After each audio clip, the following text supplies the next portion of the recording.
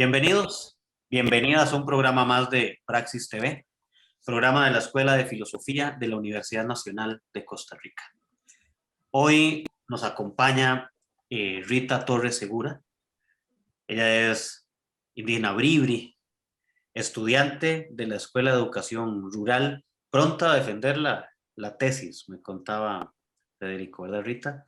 Y docente de lengua bribri en las escuelas de Duchabri y Alto Chabri. ¿Cómo estás, Rita? Bien, ¿y usted? Gracias, bien, gracias por acompañarnos. Y también nos acompaña Federico Guevara Víquez, académico en la División de Educación Rural de la Universidad Nacional de Costa Rica y bueno, responsable de un proyecto del cual hoy vamos a conversar, de un proyecto de apoyo permanente a escuelas indígenas, y vamos a conversar un poco sobre los aportes que puedan tener de una experiencia de investigación de algún tiempo a la educación intercultural bilingüe en Costa Rica. ¿Cómo estás, Fede? Bien, gracias, Andrés. Un placer de acompañarlo en el programa y que podamos compartir la experiencia que podamos haber desarrollado, ¿verdad?, en este tiempo. Bueno, muchas gracias a ambos por acompañarnos hoy en el programa. Federico, quisiera empezar por vos. Ahorita está este programa que hacía mención, ¿verdad? El programa de apoyo permanente a escuelas indígenas, pero que viene continuando un proyecto que era el plan piloto Namu Wokir, ¿no? Y adicional a esto, ya Namu Wokir venía a continuar un proyecto de un observatorio de educación y cultura de pueblos indígenas de Costa Rica. ¿Se nos puedes contar un poco sobre por qué desde hace algunos años empezar a ver esto? ¿Cuál es la necesidad que se encuentra desde tu trabajo, desde la División de Educación Rural, de entrar a este tema? Ok, sí, gracias. Bueno, voy a tratar de ser lo más conciso posible. La División de Educación Rural históricamente ha desarrollado proyectos de extensión y de investigación con poblaciones indígenas en el ámbito que le compete, en el ámbito de la educación rural y bueno, de la educación indígena. De manera un poco más pragmática, ha aprendido esta experiencia colaborativa. En los años 90 es cuando tenemos también acción en docencia, son los primeros grupos de estudiantes indígenas que son formados en Talamanca y en Buenos Aires, para que se gradúen y puedan ser docentes en sus respectivas zonas indígenas, ¿verdad? Se graduaron varias generaciones, ¿verdad? Muchos de los docentes actuales en las zonas de Talamanca y en la zona de Buenos Aires son de los que están en servicio en zonas indígenas, fueron estudiantes nuestros en aquella época. En el 2009, se vuelve a retomar con fuerza la apertura de grupos indígenas por parte de la División de Educación Rural. Y bueno, aunada a esta acción de docencia, se replantea también acciones en investigación, en extensión y en producción, ¿verdad? Se amplía un poco también el cuerpo académico, ¿verdad? Que se compone no solo de docentes, tenemos un cuerpo académico interdisciplinario que nos permite este tipo de trabajos. Se abre una plaza para un antropólogo, que bueno, logro ser yo quien concursa, ¿verdad? Y desde el 2009 estamos trabajando al servicio de la Universidad Nacional y al servicio de la División de Educación Rural. Y bueno, pues el marco de acción propiamente mío de colaboración es apoyo a la educación desde enfoques antropológicos, ¿verdad? Enfoques de comprensión de la cultura, análisis de la cultura y bueno, lo que sería toda esta corriente de antropología lingüística, ¿verdad? Para una mejor atención a poblaciones históricamente vulneradas, ¿verdad? Históricamente discriminadas, no solo de los procesos educativos, sino de los procesos de construcción de la nación, de los procesos de construcción de la ciudadanía, como son los pueblos indígenas. Rápidamente, con las acciones, bueno, dentro de antropología educativa y comprendiendo que es una unidad académica, la División de Educación Rural, que forma docentes para primero y segundo ciclo, nos planteamos proyectos de educación intercultural bilingüe. Empieza a haber una toma de conciencia, ¿verdad?, de estos conceptos y cómo han venido variando a lo largo del tiempo. Y un estudio pormenorizado de cómo ha evolucionado el sistema costarricense en cuanto a su atención a la educación formal de pueblos indígenas, ¿verdad? A partir de ahí empezamos a plantear una serie de proyectos, ¿verdad? En el 2000, antes del 2016, que fue con el observatorio o insumos para un observatorio de la educación indígena, con el compañero José Solano Alpizar y mi persona, propusimos un proyecto integrado en el cual pudiéramos trabajar en conjunto con una dirección regional educativa con presencia en zonas indígenas, de manera que pudiéramos desarrollar o colaborar con el fortalecimiento de procesos de educación intercultural bilingüe.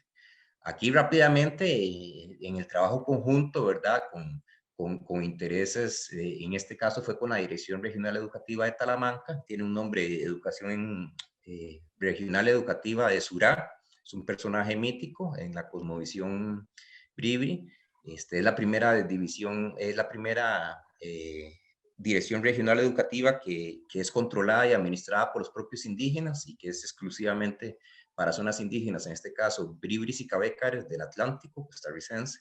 Y bueno, para nosotros era un reto poder participar en colaboración con iniciativas para que la universidad pudiera coadyuvar en los procesos que ellos dirigen, ¿verdad? En la transformación educativa que ellos mismos plantean, ¿verdad? Desde el 2009 existe esta Dirección Regional Educativa exclusivamente para los indígenas en esta zona y pues era para nosotros muy importante poder generar procesos en los cuales cooperáramos con ellos, ¿verdad? Con las iniciativas. De ahí empieza a gestarse una pequeña semillita, ¿verdad? Fueron sesiones de trabajo que nos llevó a definir conjuntamente, bueno, cómo se visualiza la educación indígena en este país, qué quiere la Dirección Regional de Surá y cómo la universidad puede colaborar y construimos conjuntamente una propuesta de ensayar un plan piloto y buscar una escuelita donde pudiéramos ensayar un plan piloto en donde nos atreviéramos a hacer una educación diferente, en donde se utilizara el idioma indígena como el principal vehículo de aprendizaje, que no fuera el español que se seguía imponiendo, ¿verdad? Y llevar un poco más allá la educación intercultural bilingüe, ir más allá del actual sistema de maestros de lengua y cultura, que bueno, fue un paso importante para el Ministerio de Educación Pública desde el 97 para acá, pero que ya es necesario que vayamos transformando, ¿verdad? Sobre todo en zonas donde lingüísticamente los niños no tienen en los años iniciales un manejo del idioma oficial de la nación, todavía suficiente como para llevar los procesos de enseñanza-aprendizaje en dicho idioma, sino que escenarios lingüísticos donde los niños vienen monolingües o con un manejo muy importante del bribri como la lengua materna y en realidad de la segunda lengua con habilidades muy escasas, ¿verdad? Entonces nos atrevimos a formular una propuesta piloto en donde los docentes regulares se atrevieran a dar las clases en el primer ciclo de todas las materias curriculares en idioma bribri, ¿verdad? Y a partir del tercer grado, ¿verdad? Al final del primer ciclo, ir graduando el bilingüismo dentro de la escuela de manera que sí, que se use 50% el bribri y 50% el español en todas las asignaturas. Esto implicaba también hacer un desarrollo de la lectoescritura inicial en la lengua materna de los niños, en este caso el bribri, ¿verdad? Bueno, para finales del proyecto observatorio, definimos una zona específica en el territorio indígena de Talamanca. Se seleccionó que fuera primero con el idioma bribri, una iniciativa que después quiere desarrollarse o que la dirección regional está planteando también para la lengua cabeca, ¿verdad? Lo decidimos en una zona escolar dentro del circuito 02. Las direcciones regionales educativas se dividen por circuitos educativos que componen varias escuelas. Cada circuito está a cargo de un supervisor, ¿verdad?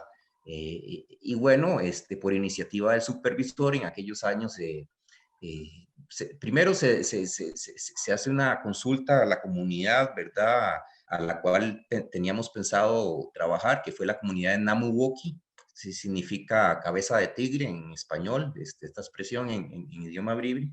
Y bueno, pues hubo anuencia de la comunidad, de las padres y madres, ¿verdad? Cuando se llegó y se planteó la posibilidad de desarrollar esta experiencia piloto. Después, por iniciativa director, del supervisor, se incorporaron 8 escuelas más que pudiste leer ahí en el proyecto, ¿verdad? Siempre dentro del circuito 02. Aquí es importante destacar que dentro de esta zona se da una variante específica del idioma bribri. El idioma bribri es un idioma, ¿verdad?, tan complejo como cualquier otro idioma, como el ruso, como el japonés, como el español, como se conoce. Pero en el país tenemos varias variedades dialectales, ¿verdad? Y tiene que ver con su ubicación, cómo varía. En el caso de esta zona indígena es la variante del bribri, que está hacia el margen sureste del río Lari. El río Lari es un afluente del Telire y funciona como una especie de, de, de, de frontera geográfica, ¿verdad? Se habla, digamos, una variante dialectal del bribri de una manera de un lado y el otro de este río. Y entonces, obviamente, íbamos, había que tomar en cuenta esto, o sea, que los docentes trabajaran con esta variedad del idioma bribri de esta zona, ¿verdad? En el país hay tres variedades dialectales o del habla del bribri, que son la de Salitre, y después en Talamanca, la del norte y la del sur, ¿verdad?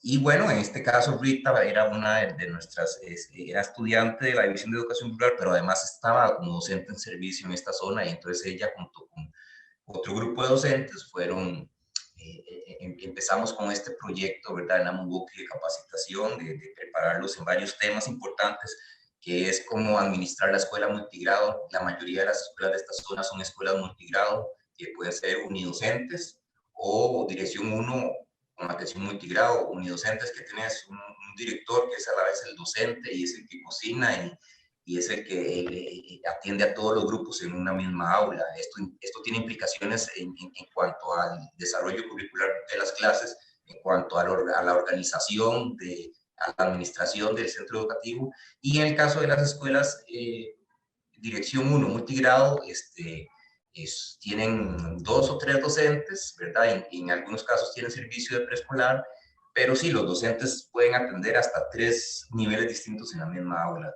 Por ejemplo, un docente puede tener primero, segundo, y el otro docente puede tener cuarto y quinto, y el otro docente puede tener tercero y cuarto simultáneamente, ¿verdad? Atendiéndolo, ¿verdad? Entonces, son circunstancias específicas que hay que tomar en cuenta. Otra cuestión que se trabajó con ellos fue lo de la conciencia fonológica, sobre todo con miras a fortalecer los procesos de lectoescritura inicial, ¿verdad? Que posteriormente se puede ahondar un poco más en ese tema, pero fue muy importante. Tuvimos la colaboración de un lingüista que ahorita está sacando su doctorado en Europa, pero que para ese momento nos colaboró, estaba haciendo su maestría, estudiante de posgrado en ese momento por la Universidad de Costa Rica, en la maestría de lingüística, Daniel Ruiz Chaver, y nos colaboró con una guía de conciencia fonológica muy sucinta, muy específica para esta zona, para trabajar con esta variedad de bribri, ¿verdad? Entonces, eso fue muy importante, ¿verdad? Y bueno, todo este trabajo de colaborar con zonas indígenas nos ha llevado después, este proyecto Namuwoki duró 3 años, porque el sistema de la universidad, como vos conocés, bueno, nos hace plantear proyectos finitos en el tiempo. Pero el plan piloto, como nació en conjunto entre la dirección educativa de SURAI y nosotros, ellos quieren continuar con eso, ¿verdad? Y nosotros, tomando en cuenta no solo eso, sino que también tenemos proyectos en otras zonas del país, también dentro de este enfoque de educación intercultural bilingüe y colaborar con procesos de educación intercultural, y teníamos estudiantes de otras zonas indígenas, tanto Noves como zona de Buenos Aires, donde tenemos varios grupos indígenas. Entonces planteamos un programa de investigación, que es un programa de extensión y de investigación, que es el programa que estabas hablando vos, que es el programa de apoyo permanente a escuelas indígenas, que nos permita seguir generando proyectos, ¿verdad? Que nos permite una estabilidad en el tiempo, ¿verdad? Que se puede renovar cada 5 años y nos permita generar proyectos y actividades académicas en varias regiones del país, ¿verdad? Y concentrar un grupo, un equipo, un pequeño equipo específico dentro de la unidad de la División de Educación Rural que nos permita trabajar específicamente en este tema y fortalecer estos procesos colaborativos, ¿verdad? Siempre de la mejor manera, aprendiendo en conjunto con los pueblos indígenas, alineado con la política educativa nacional, alineado con las políticas de derecho indígena ratificadas por el país internacionalmente, ¿verdad? Y aprendiendo, ¿verdad? Con ellos, que también nos enseñan bastante, ¿verdad? De cómo trabajar con ellos y todo esto de lo que es el respeto y la autonomía y el desarrollo autónomo de los pueblos indígenas. Muy bien, gracias, Federico. Ocupábamos saber este contexto para lo que viene, de lo que queremos hablar. Vamos a hacer una primera pausa y en el segundo bloque que tenemos vamos a escuchar y vamos a hablar con Rita sobre toda la experiencia de haber participado inicialmente en el proyecto Namor Walker y cómo además ha aportado esto a todo el trabajo que hace ella como docente en escuelas indígenas. Ya regresamos a Praxis TV.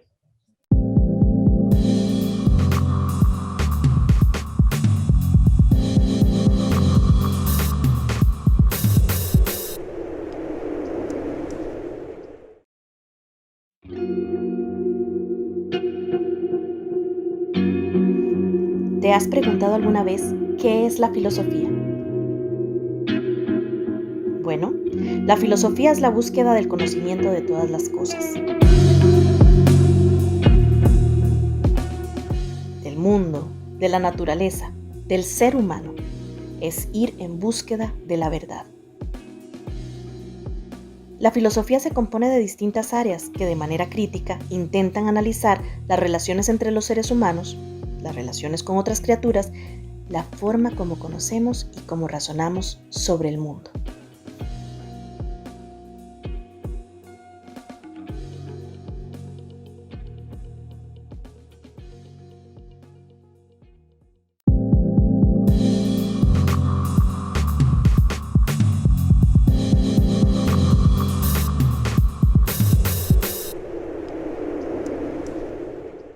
Bienvenidas, bienvenidos de nuevo a Praxis TV, programa de la Escuela de Filosofía de la Universidad Nacional de Costa Rica.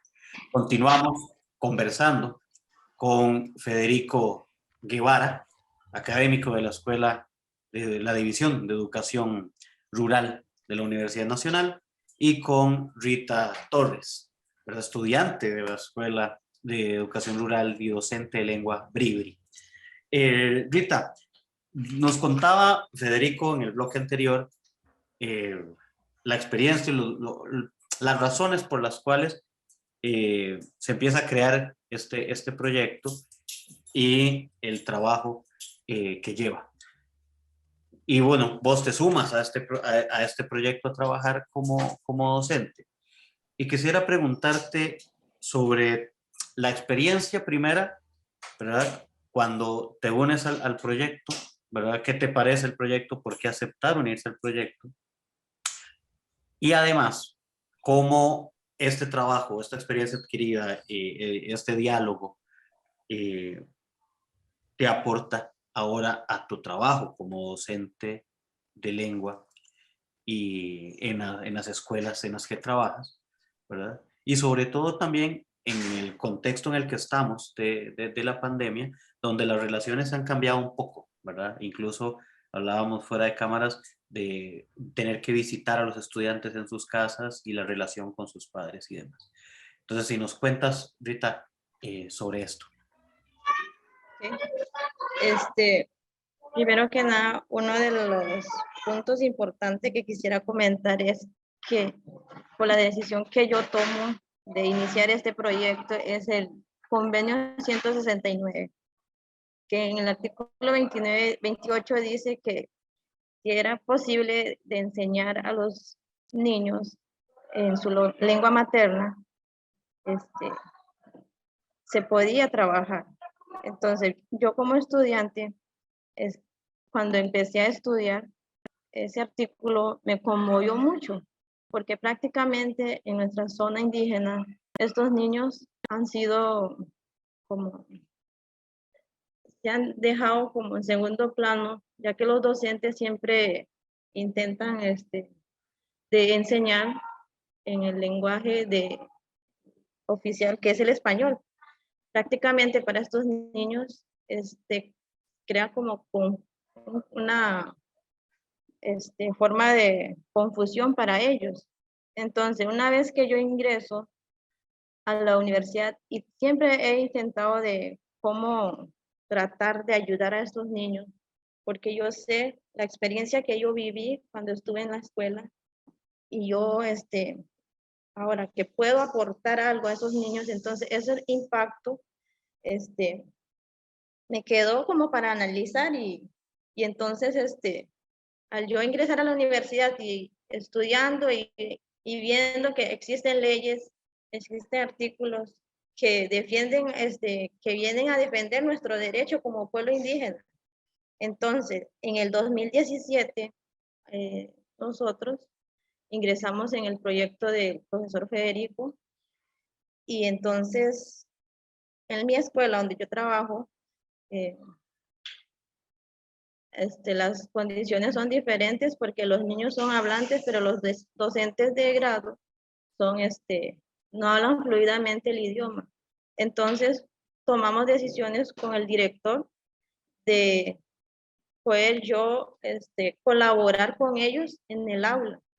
Entonces, nos sentamos de las capacitaciones que hemos recibido y a sentarnos y a plasmar cómo vamos a trabajar en el aula con esos chicos.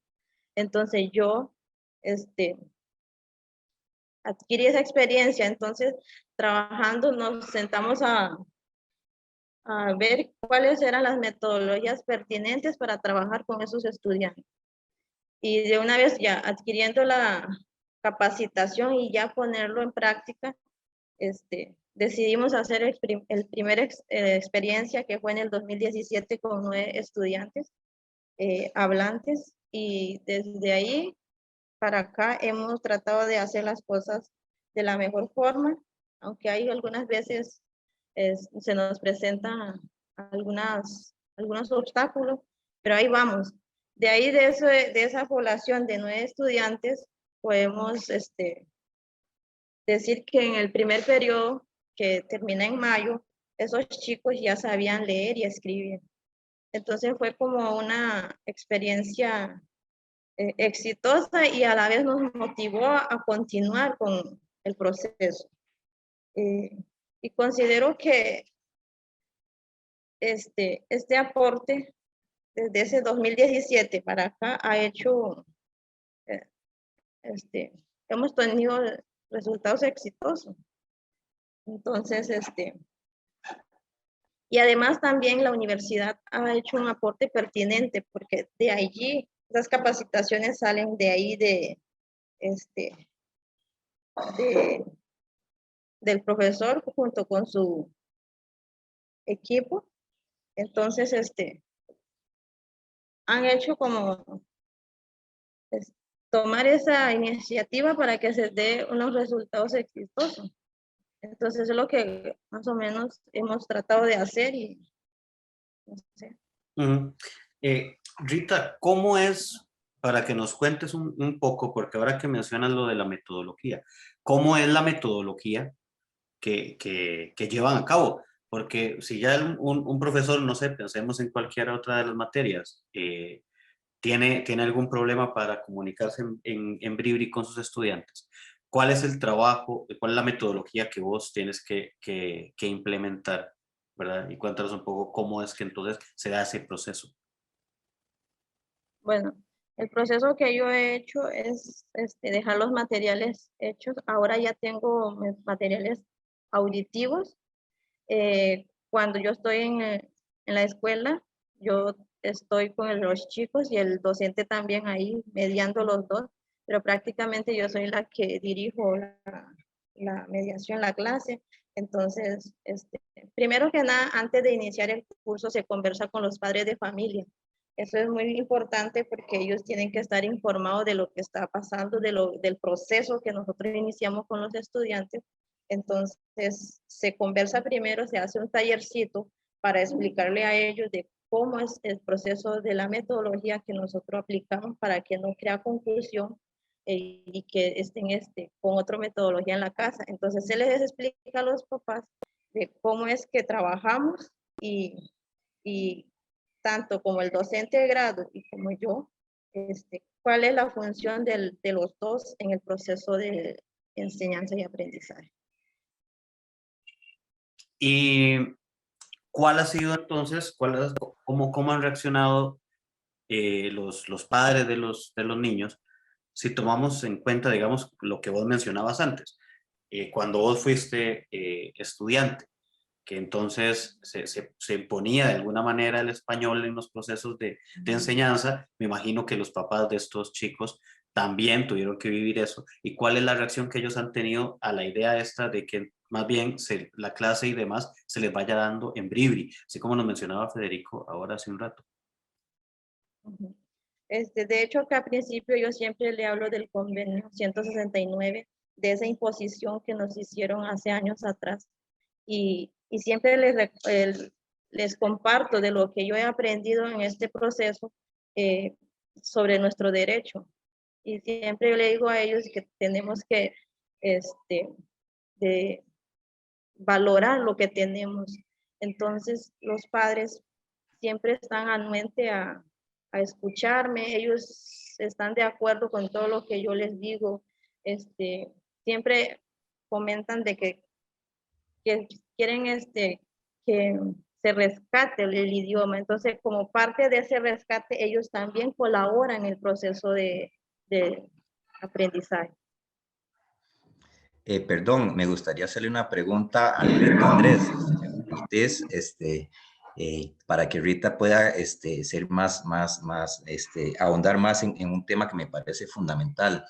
Rita, tal vez si nos comentás cómo era la lectoescritura antes, hasta digamos, en qué momentos llegaban a verse los primeros resultados en estas zonas cuando hacíamos la lectoescritura de la manera tradicional. Y para visualizar mejor, ¿verdad? En estas escuelas indígenas, ¿verdad? Y cómo a partir, por ejemplo, del 2017, cuando empezás vos colaborando con la maestra Tatiana para el primer grado, ¿verdad? En la escuela de Uchabri, y sobre todo con un proceso de conciencia fonológica con los chicos, primero en Bribri, y los resultados que obtienen tanto en lectoescritura del Bribri como de lectoescritura del español. Yo hago esta como pequeña pregunta porque uno de los prejuicios que existía es, antes se decía, no, mejor que se les enseñe primero en español, porque si se les enseña primero en Bribri, van a durar más tiempo, se van a atrasar para aprender el español. Pero más bien este proyecto, igual que otros proyectos en América Latina, demuestran lo contrario, que no hay tal atraso por enseñar primero el Bribri, ¿verdad? Entonces, que Rita nos pueda comentar sobre eso, y si nos quiere comentar de la tesis que acaban de terminar de escribir, aunque no la hemos defendido, pero yo creo que hay avances importantes de la investigación que también son importantes para este proceso. De acuerdo al método que se aplicaba anteriormente, con esos tuvimos resultados de que los estudiantes, hasta incluso cuando llegan a quinto grado, no saben leer y escribir. Entonces, ese es el método tradicional que se aplicaba antes aquí en nuestra zona. Y observamos que es como crearle una barrera o un obstáculo para el estudiante, porque se le está imponiendo un idioma que ellos no dominan. Entonces, por lo tanto, se le hacía difícil el aprendizaje. Y en cuanto al método que nosotros aplicamos desde el 2017, fue el método de la conciencia fonológica, pero iniciando en Bribri. Este método ha sido funcional para nuestro trabajo. Se parte de los conocimientos previos del niño, porque ellos aprenden de lo que observan, escuchan desde su entorno, y partimos, por ejemplo, los sonidos de los animales de aquí de nuestra zona. Ahí podemos mencionar, por ejemplo, el búho, la vaca, también el baile del sorbón cuando se inicia hace un eco. Todos estos niños, al ponerle eso para que ellos escuchen, vieras que ellos aprenden con una facilidad. Entonces, para nosotros, bueno, conforme a nuestro trabajo de investigación también hemos hecho varios materiales. Ya mencioné anteriormente, algunos son materiales de auditivos, materiales para la parte visual, y se ha hecho conforme pensando en la realidad del estudiante. Y como yo mencioné anteriormente, yo fui estudiante y me enseñaron una cultura diferente, que es el español, y a mí me costó. Y viendo la situación ahora que yo puedo poner, aportar, entonces de ahí parto siempre, analizando la situación, siempre me inquieta de saber de que yo puedo, y con los conocimientos que he adquirido, yo también puedo aportar a estos niños que necesitan de uno como docente. Entonces, ahí vamos. Rita, nos quedan unos minutos en este bloque y Federico mencionaba algo respecto al trabajo de tesis que vas a presentar, que tiene que ver con esto.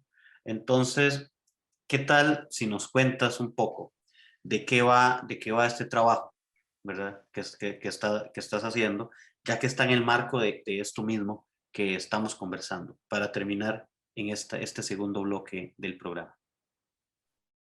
Bueno, mi trabajo de tesis está enfocado en metodologías pertinentes de lectura inicial para el circuito 02. De ahí podemos hablar que, viendo esta situación que les comenté anteriormente, quería hacer algo escrito, porque en la parte que empezamos en el 2017 no escribimos nada. Y entonces, una vez quería que la dirección regional, Tula, tuviera como algo para un aporte que nosotros como estudiantes podamos dar a nuestra dirección regional. Entonces, de ahí partimos, de ahí surge la idea de esa lectura inicial dirigidas a niños y niños hablantes del idioma bribri del circuito 02. De ahí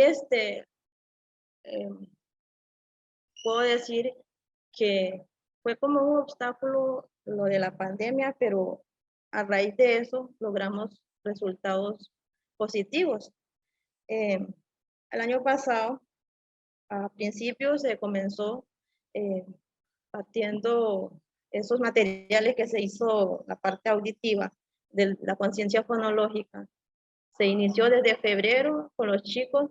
El grupo era de 26 estudiantes y hasta el 16 de marzo pudimos lograr ver la parte de lo que es toda la conciencia fonológica, y de ahí quedamos estancados por un momento porque no sabíamos por dónde agarrar no sabíamos si la pandemia iba a terminar pronto o iba a continuar, pero como todo queríamos resultados para nuestros niños, entonces nos sentamos a ver y analizar qué es lo que se podía hacer para continuar con nuestro proceso que teníamos.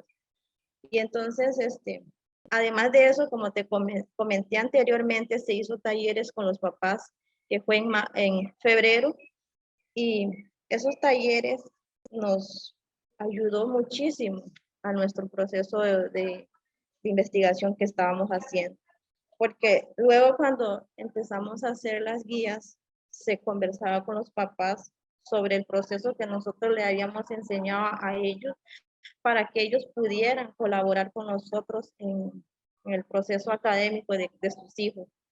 Y conforme iba pasando, cada mes se conversaba con los papás sobre el resultado de los hijos y se entregaba las guías de la GTA de acuerdo a lo que teníamos, a nuestra propuesta que habíamos hecho.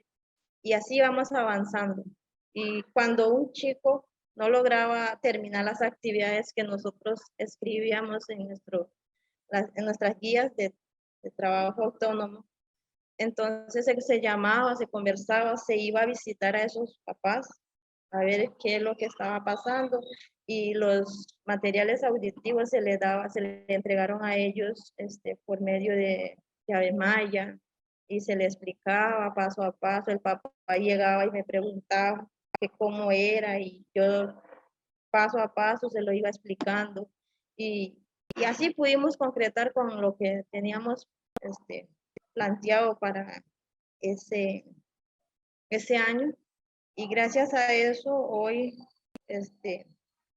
obtuvimos resultados positivos, porque podemos decir de esos 26 estudiantes, 24 niños ya están leyendo. Y eso para mí me da una alegría de saber de lo poco que uno aporta a la educación es valioso, porque los vemos resultados, y eso me motiva a continuar. Y ahorita sigo con esos chicos, ahorita con primer grado, con otros, y ahí vamos. Muy bien, felicidades por el trabajo, y aunque todavía no lo ha defendido, pues bueno, felicidades porque sabemos que lo va a aprobar súper bien. Entonces, vamos a hacer un corte y ya regresamos para continuar conversando y ahora hablar de la importancia de estos procesos, la importancia de este trabajo conjunto entre las comunidades y la universidad. Y bueno, ¿qué viene? ¿Hacia dónde vamos? Porque estas propuestas que hay tienen que expandirse aún más de esto. Ya regresamos a Praxis TV.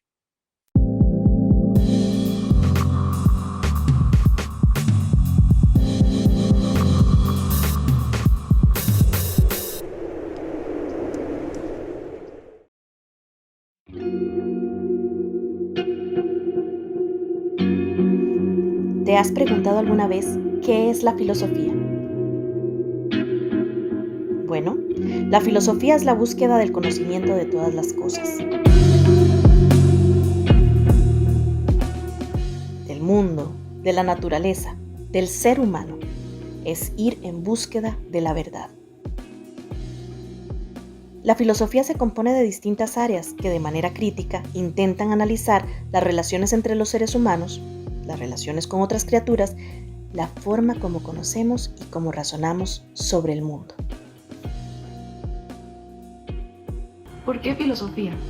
En mi caso, yo ya había cursado una carrera en economía y una en estadística, trabajo en investigación, y me di cuenta que realmente me es súper necesario desarrollar este pensamiento crítico objetivo, que siento que es posible desarrollarlo dentro de la carrera de filosofía.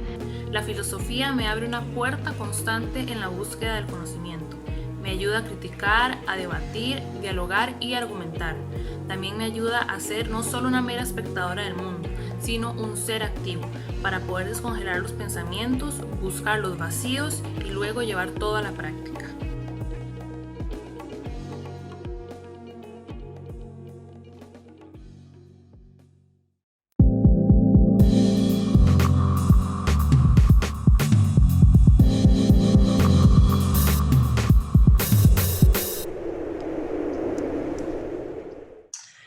Bienvenidas, bienvenidos de nuevo a Praxis TV, programa de la Escuela de Filosofía de la Universidad Nacional de Costa Rica. Continuamos conversando con Rita Torres, Segura, indígena bribri, estudiante de la Escuela de Educación Rural y docente de lengua bribri en Duchabri y en Alto Cachabri. Y con Federico Guevara Víquez, académico de la División de Educación Rural de la Universidad Nacional de Costa Rica y encargado del proyecto al que venimos conversando a lo largo de los 2 bloques anteriores. A ver, Fede, tal vez podemos empezar por ahí y le damos posteriormente la palabra a Rita. Brevemente, Rita nos comentaba sobre el tema de cómo han sido los procesos de educación en poblaciones, en comunidades indígenas, donde el idioma español era el que, o es aún, el que se impone. Y este proceso y este cambio con el proyecto. ¿Por qué es importante lo que plantea el proyecto y las experiencias que nos comenta Rita, de darle prioridad a la lengua materna y la necesidad de llevarlo a otros espacios, porque no se vaya a interpretar que es que ya en todo Costa Rica cambiaron las metodologías de enseñanza en las escuelas indígenas, sino que aún siguen habiendo un montón donde el idioma español es el que prima. Entonces, ¿por qué la relevancia de esto? Primero como justificación y Rita, la misma pregunta a vos después de que nos responda Federico. Ok, gracias. Voy a tratar de no robar mucho espacio para poder participar todos un poco. Bueno, primero que nada, Esteban, hay políticas que de un tiempo acá se han venido definiendo, que le dan protección, que de alguna manera buscan salvaguardar nuestros acervos, nuestros patrimonios culturales, tanto materiales como inmateriales, y uno de esos es precisamente las lenguas indígenas que todavía existen en algunas zonas del país, ¿verdad? En este caso son, según los expertos, idiomas en desplazamiento, en un proceso de desplazamiento. Se vienen perdiendo a lo largo del tiempo, ¿verdad? Por procesos de bilingüismo con diglosia, por procesos en donde se da una diferencia disfuncional entre una lengua y otra, donde una lengua va ganando más espacios y la otra va quedando reducida a menos contextos, y entre menos contextos tenés en el uso de un idioma, bueno, eso tiende a ir desplazándose hasta llegar a momentos de una posible desaparición, ¿verdad? En este país habían más lenguas indígenas que las que hoy existen. Fueron procesos históricos los que las desplazaron, ¿verdad? Y pueblos indígenas también desaparecieron a lo largo del proceso del proceso de la historia. Pero más que señalar que, porque la ley lo demanda, por decirlo de una manera burda, son valores, es decir, son tesoros que hay que salvaguardar o sea, en cada lengua que existe, dentro de la humanidad, que existen muchas, hay tesoros que hablan de nosotros mismos, de nuestra relación con el mundo, ¿verdad?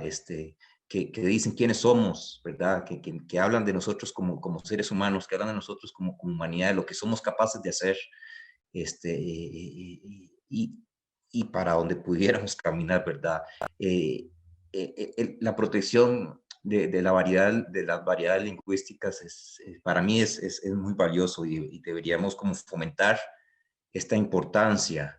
No ver la diversidad como algo negativo, como algo que genera diferencias. Al contrario, es motivo de riquezas, y la diversidad cultural nos ha brindado muchas cosas. No ha sido solo Occidente el que ha desarrollado todos los grandes avances de la civilización actual. Occidente se ha tenido que nutrir de los aportes de muchas otras culturas para hacer quienes somos hoy, ¿verdad? El número 0 no fue un aporte de Occidente, ¿verdad? La pólvora no fue un aporte de Occidente. Muchas culturas han aportado en el proceso de la civilización humana, ¿verdad? Y dentro de cada lengua, entonces, puede estar la clave o la raíz para futuros aportes, para futuras comprensiones de nuestra existencia en este mundo. Y bueno, otra cuestión que yo quiero resaltar es desde el punto de vista pedagógico, en sí mismo, desarrollar procesos de educación bilingüe ya es algo que estimula cognitivamente, ¿verdad? No es algo que le va a hacer enredo al niño si se hace apropiadamente. Si fuera el caso, pues no existirían los colegios bilingües que existen en este país, que de hecho muchos están catalogados como la mejor educación del país. Hablemos de los colegios como el Humboldt con el alemán, el franco-costarricense con el francés, el Lincoln con el inglés, y hay muchos colegios ahora privados con una enseñanza bilingüe muy avanzada y con unos altos índices de educación, unos altos índices educativos y de éxito académico. Bueno, el bilingüismo, si se trabaja bien de manera aditiva, es algo que te va a desarrollar procesos cognitivos en los niños y las niñas de manera muy positiva. Y entonces, ¿por qué no utilizar las lenguas indígenas que todavía existen en el país como instrumentos de aprendizaje? Yo en una conferencia hablé en un congreso de americanistas hace 2-3 años precisamente sobre los resultados de este congreso. El modelo actual, bueno, está bien, existen maestros de lengua y cultura, pero las clases de lengua estrictamente duran 3 lecciones semanales, mientras que el resto de las materias se impone el español, ¿verdad?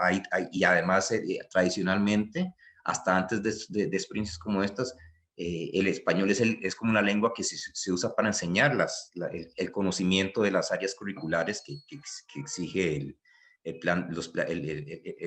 currículo oficial del MED, mientras que las clases de lengua se restringen a pues, enseñar cuestiones del idioma y no se involucran o es una visión pasiva en donde la lengua realmente no está participando como un instrumento de construcción de conocimientos en todas las áreas, ¿verdad? Y a la vez incorporar no solo lo lingüístico, incorporar la contextualización y los elementos de pertinencia cultural que permitan un aprendizaje significativo desde el punto de vista del constructivismo en educación. El aprendizaje desde la perspectiva de Oswald es muy importante a partir de los conocimientos previos de los chicos. Necesito utilizar el contexto sociocultural de los chicos para fortalecer estos aprendizajes. La cultura bribri, la cultura cabeca, la cultura nove, en la cultura maleco, en el caso de las lenguas que mantienen todavía comunidades lingüísticas vivas, tienen todas esas posibilidades, pero no quiero hablar aquí solamente de las lenguas que digamos tienen comunidades lingüísticas con varios miles de hablantes.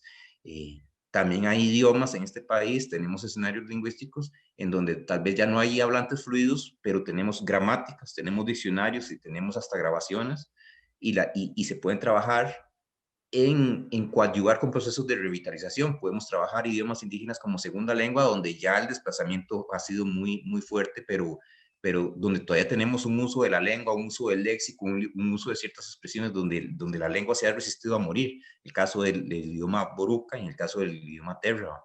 Tenemos posibilidades de revitalización con estas lenguas. O sea, que hayan procesos, por un lado, que permitan que las comunidades lingüísticas activas no sigan siendo desplazadas, pero por otro lado, colaborar con procesos en donde las comunidades, siempre que estén de acuerdo, puedan fortalecer y revitalizar sus idiomas que están en un grado de desplazamiento muy avanzado.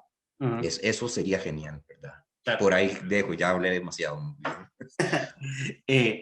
Muy bueno esto que mencionas, ir más allá de la simple traducción de contenidos en los procesos de educación intercultural. Eso me parece súper importante. Y Rita, a ver, ¿por qué es importante esto? Y verlo precisamente con eso que mencionaba Federico, más allá de simplemente traducir contenidos del español al BRIBRI para seguir replicando una forma de educación de este tipo, ¿por qué es tan importante esto de lo que venimos hablando, de que el idioma materno sea el que prevalezca, que además nos da la posibilidad de, a la hora de trabajar con los niños, no imponer una cosmovisión occidental, digámoslo de esta manera, ¿no? En los procesos de enseñanza. De acuerdo a lo que decía, ¿por qué era importante darle prioridad a la lengua materna? Como digo, que considero que nuestros estudiantes tienen derecho a una educación de calidad, sin que sean violentados su derecho de comunicarse en su propia lengua. Siempre y cuando ese es el punto para mí importante, que se le siga dando prioridad a estos tipos de proyectos que se está haciendo. Y también podemos, mediante tipo de proyectos, podemos también conservar nuestro idioma. También para mí es importante darle prioridad. Aparte de eso, sabemos que es importante contar con todo lo que los conocimientos ancestrales que nos han inculcado nuestros mayores. Entonces, mediante esta forma de aplicarlo con nuestros estudiantes, estamos haciendo un aporte de lo que se ha venido como perdiendo por la misma culturación que han impuesto los españoles a nuestros pueblos indígenas. Entonces, es importante continuar con estos tipos de proyectos a nuestras zonas indígenas, y también considero que este tipo de propuestas educativas es importante trabajarlo con niños que son, como lo mencionaba anteriormente, que son hablantes. Aquí en nuestra zona hay varias escuelitas que tienen estudiantes que son meramente hablantes. Entonces, como docentes tenemos que adecuar, contextualizar los programas que proponen y poder a colaborar de una u otra forma a estos niños. Entonces, para mí es importante recalcar el trabajo que hace la Universidad Nacional. De forma particular se reconoce el fortalecimiento de las capacitaciones que ellos hacen al equipo de docentes que participan en esas capacitaciones. Muy bien, ya nos quedan un par de minutos para terminar. Quisiera agradecerles muchísimo la participación en el programa y para poder conversar de este tema que aún, ¿verdad? Este ratito nos genera todavía un montón de preguntas, un montón de cosas más, de los procesos que pueden seguir viniendo. En un par de minutos cada uno, alguna cuestión final que quieran aportar para el cierre. Que para aplicar este tipo de proyectos se requiere compromiso por parte del docente. Tenemos que cambiar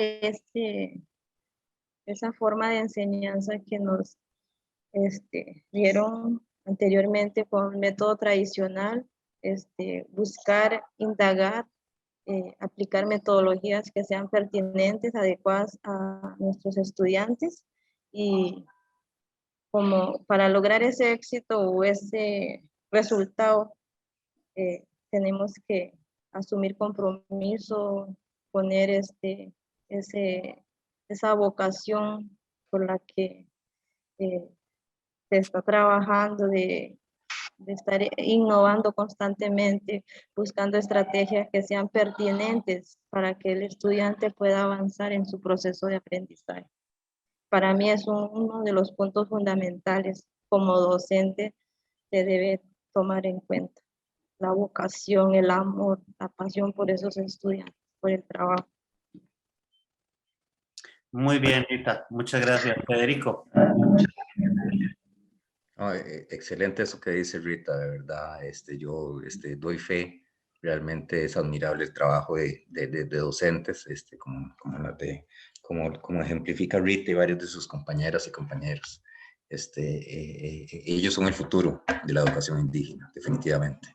Bueno, yo rápidamente para cerrar decir que no hay que tener miedo a seguir transformando la educación en aras de su fortalecimiento, ¿verdad? En estos temas de educación intercultural bilingüe. Costa Rica ha avanzado mucho, avanzó mucho de los 80s para acá, donde empezó a irse dando transformaciones tanto administrativas como curriculares para la atención específica de pueblos que sean cultural y lingüísticamente diferenciados a los del resto del país.